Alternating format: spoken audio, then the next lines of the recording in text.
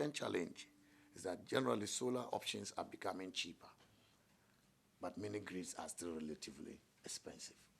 And this is just because of the limited deployment.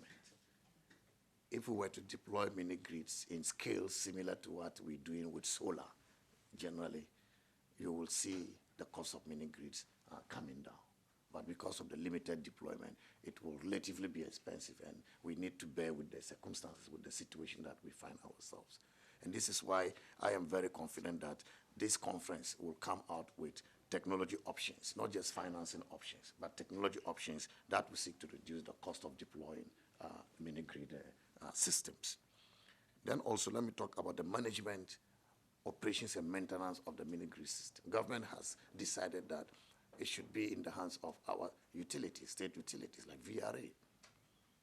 But as you also know, the cost of management, operations, and maintenance is heavily subsidized when it comes to state utilities, because the tariffs we pay are not cost-reflective tariffs.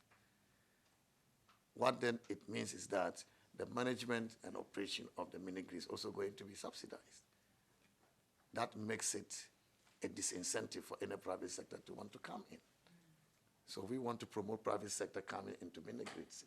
But if they cannot be assured of a reasonable return, because the management and maintenance and operations of these facilities are heavily subsidized, then of course you will not be able to attract them.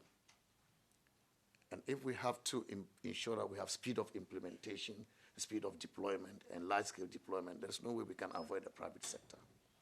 And so we are relying on the Energy Commission to give us regulations and frameworks that will incentivize the private sector, gaining more interest in going into deployment of mini-grids. We have one or two private sector who are already operating. But if we have to attract more, the Energy Commission will have to advise the ministry on how we can incentivize the private sector. So